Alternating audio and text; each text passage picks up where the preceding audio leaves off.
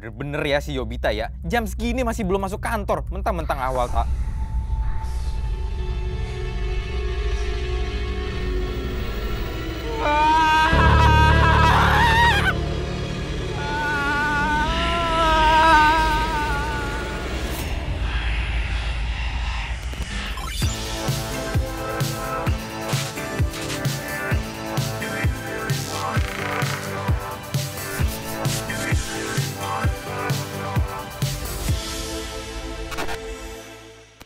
Halo Smart Viewers, welcome to Movie Freak. Kembali bersama aku Yobita dan Aku Zulfikar, si host. di sini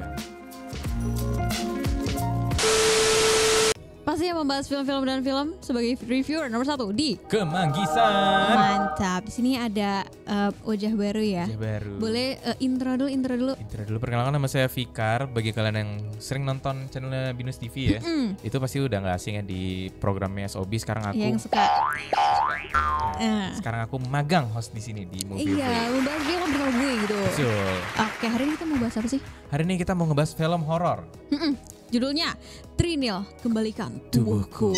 Oh my god, so scary ya. So, Judulnya sih scary ya. judulnya ya. Judulnya. Harusnya sih isinya Sama-sama scary juga scary. harusnya. Nah, jadi film ini film horor pembuka tahun 2024. Betul. Karyanya Mas Hanung Bramantyo. Ini gitu. seperti yang kalian tahu kan, beliau ini sudah banyak ngedirect film-film. Cuman kan biasanya dia ngedirect film drama ya. Iya, drama romance. Drama romance. Dan ini dia comeback setelah 17 tahun. Dari Yes. film horor gitu.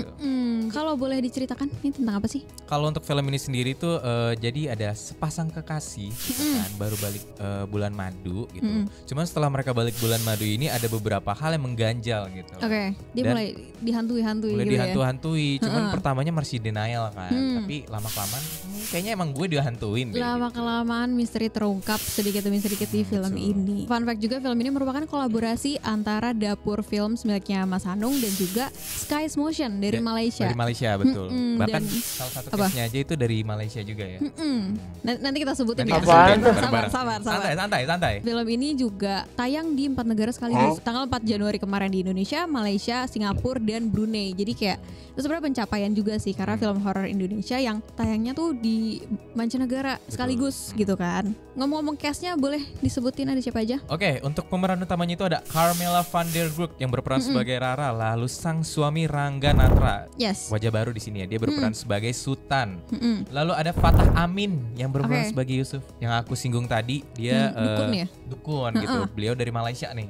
Asli. Oke. Nah, Ya. lalu ada favorit saya ya, Wulan Guritno Baik. yang berperan sebagai Ayu, dan ini kayak satu paket ya. Oh ya. Ada Shalom Razade yang berperan sebagai Ayu waktu muda. Tanpa basa-basi langsung aja kita ngebahas langsung ke plotnya nih. Betul. Menurut lo gimana nih?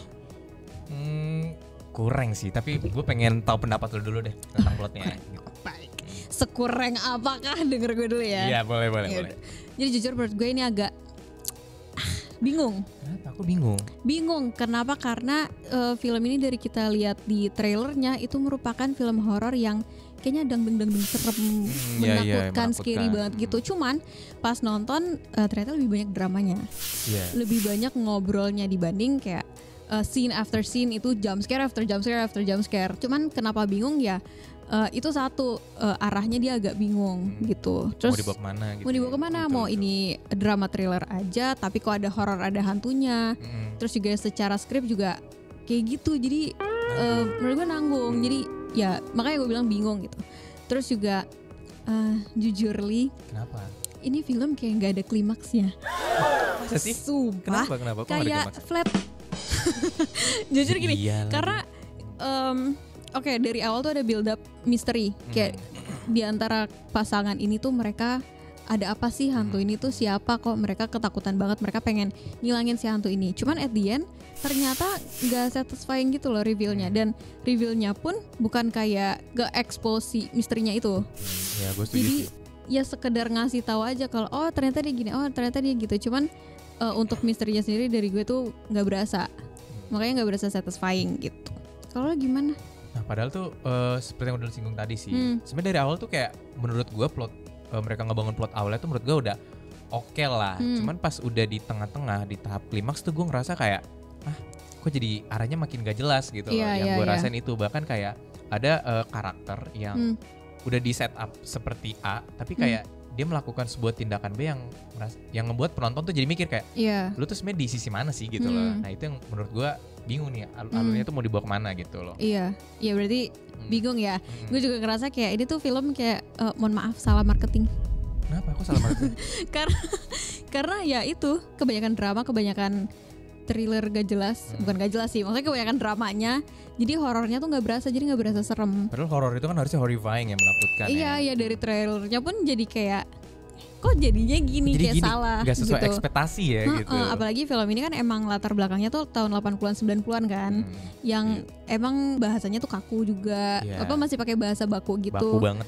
Iya itu sih yang bikin gue kayak ini apa sih gitu loh.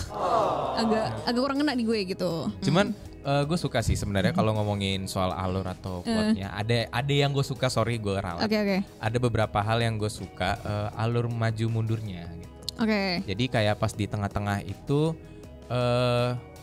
cara mereka ngesetting cerita tuh kayak biar penonton gak bingung kenapa nih konflik ini bisa kejadian kayak gini, itu menurut aku dijelasin secara sedetail mungkin. Jadi kayak penonton tuh tahu konflik apa sih sebenarnya yang dihadapin sama mereka gitu loh. Gitu sih. Sama ada di scene terakhir itu gue suka sih, mungkin karena actingnya ya, acting dari si karakter utamanya ini di bagian flashback di terakhir itu gue suka. Walaupun sebenarnya ada minusnya juga gitu. Jadi ya namanya film kan gak ada yang sempurna. Iya. Minusnya adalah menurut gue penempatan flashbacknya aja sih yang kurang tepat. Jadi kayak di ending film itu kan mereka flashback kan. Tapi scene itu sebenarnya tuh udah ada juga di tengah-tengah. Nah, gue ngerasa kalau misalkan mau ada taruh flashback 2 kali dengan scene yang sama, better agak jauh jaraknya. Iya, jadi penonton lupa gitu ya. Ini tuh kayak jaraknya tuh deketan banget. Jadi kayak penonton jadi mikir, lah tadi kan udah ada dan itu jaraknya sedekat itu gitu. Iya, setuju sih, maksudnya kayak jatuhnya nggak perlu nggak sih. Betul. Mungkin nambahin sedikit juga aja ya, film ini tuh sebenarnya diadaptasi dari drama radio. Tahun 80-an 90-an. Nah, makanya sebenarnya ini menarik banget gitu, diadaptasi menjadi sebuah film di mana kayak contohnya tuh Catatan Si Boy kalau nggak salah itu juga dari drama radio. Menurut gue yang disayangkan dari film ini adalah adaptasinya tuh kurang efektif. Kenapa? Karena setelah nonton gue tuh jadi nggak kepo sama si drama radio ini. Betul. Ya nggak sih? Sebenarnya kan kalau misalnya emang wah jadi menarik banget, kita jadi kepo gitu. Ini sebenarnya seserem itu nggak sih? Dan dulu tuh kayak gimana, jadi pengen denger. Cuman ini kayak nggak ada kesannya gitu bagi gue yang nonton. Apalagi bagi kita yang Gen Z yang mungkin nggak pernah tuh denger apa sih drama radio, yang taunya di radio tuh musik doang gitu. Nah, film horor gak lengkap tanpa scoringnya. Scoringnya menurut lu gimana, Yop? Menurut gue lebay. Kenapa kok lebay? Karena ini bersinggungan dengan jump scare ya. Jadi berapa kali itu musiknya duluan nih, der, terus baru disorot, terus baru muncul hantunya. Itu menurut gue kayak nggak kaget. Gitu kayak, kalaupun kaget ya karena musik yang gitu. Abis itu hantunya pun oke lah serem, tapi kayak nggak dapet gitu. Kalau lo gimana? Berarti lu selama itu tuh nggak kaget samsek dengan jam scare? Nggak. Beda ya. Saya pemberani, saya nonton semuanya. Karena jujur kalau dari gue sendiri, sebenarnya memang sih bener apa kata lu, kayak sound effect-nya tuh muncul duluan kan, kayak ngagetin duluan, tapi setannya tuh munculnya belakangan dan itu emang agak lucu. Cuman emang ada di beberapa scene yang menurut gue kayak penempatan sound effect jump scare-nya tuh berhasil bikin gue kaget. Gitu. Kaget. Nah kayak gitu. Lucu. Jadi kayak gue sempet 2-3 kali kaget lah ada gitu kan. Cuman ada sih satu sound effect yang menurut gue agak sedikit mengganggu, yaitu ketawa si Mbak Kuyangnya. Jujur iya lagi. Iya kan? Iya agak kayak gimana ya, kurang aja gitu lah.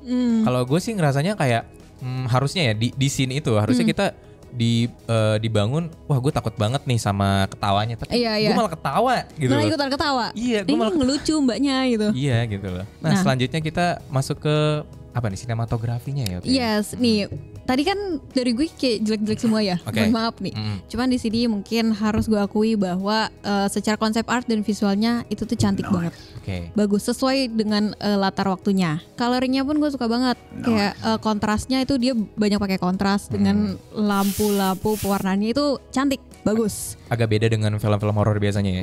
Penataan warna itu ya. Terus juga penataan busananya juga menarik gak sih? Gue suka banget dukunnya tuh kayak hippie-hippie gitu. Iya lagi, wardrobe-nya oke banget jujur.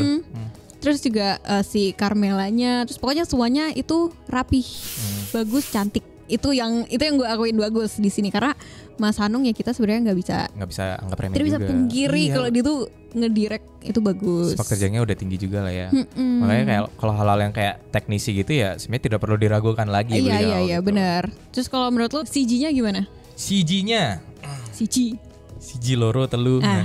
Lucu banget. Kalau CG-nya sebenarnya menurut gue jujur nggak yang jelek banget, cuman untuk ukuran CG menurut gue masih kelihatan walaupun ya sebenarnya nggak harus kayak sekelas Hollywood juga sih. Iya memang. Cuman kalau gue nonton film itu gue ngerasa ya ini CGI banget gitu loh. Oh gitu. Kalau gue, Okay. apalagi pas di scene kepalanya doang itu tuh. Tapi ya menurut gue sih yang kepalanya doang itu rapi banget loh. Oh iya. Iya, gue justru sukanya di situ. Oh kita agak berbeda di sini. Iya, cuman kalau yang untuk kepala itu oke sih, oke banget. Cuman emang pas kepalanya plus asap plus darah nyiprat ke kamera itu kayak tapi ya itulah plus minusnya. Mungkin ada yang ngelihat kalau ini tuh emang rapi banget, ada juga yang masih melihat kekurangan ya. Tapi sebenarnya technically bagus banget sih, gue suka. Masterpiece lah untuk Mas Hanung ini karena kayak serius? Color gradingnya bagus, terus juga untuk pengambilan angle dan transisinya gue suka banget. Oke. Setiap transisi perpindahan tempat itu gue suka. Dan pengambilan angle-nya khususnya di bagian di dalam rumah ya. Pas di scene dalam rumah itu cara dia ngefollow objeknya itu gue suka. Oh oke. Nah, kan objek, coloring, CG. Hantu. Sekarang untuk cast-nya menurut lo gimana? Case-nya. Actingnya gitu. Acting. Sebenarnya gue pengen shout out dulu buat pemain sampingannya. To my friends. Karena kan gue habis nonton 13 Bom di Jakarta. Itu kan waktu itu pemain sampingannya menurut gue actingnya kayak ya udah gitu kan, nggak yang wah banget. Tapi kalau untuk di film ini menurut gue actingnya oke sih. Oke. Untuk Carmelanya, jujur gue sebenarnya agak underestimate dia awalnya gitu kan. Terus pas di awal-awal film juga gue ngerasa kayak gue nggak ngerti, mungkin karena emang settingan tempatnya itu tahun 80-an, jadi kayak emang sekaku itu atau gimana. Cuman gue ngerasa nggak terbiasa aja sebagai Gen Z. Iya gitu. Benar. Mungkin kalau emang dia menyampaikannya lebih natural aja. Itu kayak akan lebih works deh maksudnya. Ini kan of course lah maksudnya di tahun segitu bahasanya masih baku banget. Cuman kayak kalau menyampaikannya baku dan kaku ya nggak akan efektif. Nggak gitu. bisa berharap banyak buat Gen Z gitu. Buat Gen Z maksudnya kayak Gen Z yang nonton tuh nggak dapet gitu loh feelnya. Iya ngerti. Tapi gue suka sih acting yang Carmela pas di ending itu menurut gue itu emosional aja. Nangis nggak? Sedikit. Oh gitu. Sumpah. Nah kalau lu sendiri gimana? Kalau gue sendiri, jujur untuk karakternya gue merasa susah untuk relate dan merasa untuk invested gitu. Oke, jadi gimana tuh? Gue ngerasa gue kurang care aja sama karakternya. Oh iya. Iya karena ya satu dari penyampaiannya itu menurut gue nggak berkesan. Terus juga dari storynya pun kayak kok gini-gini doang flat aja, makanya susah untuk care, untuk peduli, untuk kayak ya dia jangan mati dong. Itu menurut gue agak susah. Itu ngaruh dari acting juga sih. Terus juga motivasi karakternya pun menurut gue ada beberapa yang pointless. Iya, gue setuju. Iya kan? Kayak ya nggak tahu deh, kalian nonton sendiri aja. Cuman ada satu karakter yang menurut gue tujuan dia di situ tuh sebenarnya apa? Iya. Kayak oke lah dia untuk menggali-gali misteri yang udah pernah ada, cuman in the end sia-sia lah, intinya pointless sia-sia gitu. Lah gitu, kayak nggak guna. Terus juga penjaga rumahnya kayak they all knew, terus kayak itu nggak ada konsekuensinya, nggak ada feedbacknya, jadi kayak terus mereka ngapain, buat apa gitu loh. Nah mungkin itu aja ya. Gue capek. Agak draining dikit sih sebenarnya. Lumayan. Menurut gue overall film ini tuh lumayan enjoyable ya untuk teman-teman yang mau nonton film horor tapi nggak mikir. Maksudnya ceritanya ringan gitu kan. Lumayan. Iya, punya brain sih. off nonton happy itu cocok. Ajak teman-teman juga seru. Terus juga ini sangat amat cantik secara visual dan konsep artnya. Oh iya. Terus juga heboh-hebohnya juga seru karena ada beberapa yang di luar nalar. Dan menurut gue emang salah satu nilai jual yang sangat plus banget itu adalah visualnya sih. Iya ya. Makanya wajib nonton ini sih. Ajak teman-teman sih biar seru, maksudnya kalau nonton sendiri biar nggak yang kayak crunchy gitu. Garing. Oke. Sekarang masuk di rating nih ya. Lu ngasih rating berapa? 5. Emang lo berapa, Kar? Jujur ya, agak jahat sih kalau 5 ya. Kalau gue sendiri. Oh gitu. Ya udah, lo berapa? Sebenarnya gue plotnya kan menurut gue tadi kurang kan. Cuman karena kebantu dengan visual dan ada satu karakter yang gue suka actingnya ya 7 masih oke lah. Oh iya 7. Itu udah mentok Lo banget. baik banget sih. Ya emang harus gitu sih. Udah mentok banget itu penawarannya. Udah mentok ya? Nggak bisa dinego. Nggak bisa. Ya udah, baiklah kalau begitu. Mungkin itu aja dari kita untuk episode kali ini. Kalau misalnya kalian ada rekomendasi film atau series yang harus kita bahas, langsung aja komen di bawah. Jangan lupa juga untuk like video ini dan subscribe ke YouTube channel Binus TV. Dan jangan lupa nyalain juga loncengnya. Yes. Dan BTW kita juga punya TikTok di movie.free gitu. Kita upload konten tiap hari Rabu Tiap hari Rabu di sana. So. Oke deh, kalau gitu Yobita signing out. Zulfikar pamit undur diri. See you on the next episode. Bye-bye. Bye-bye.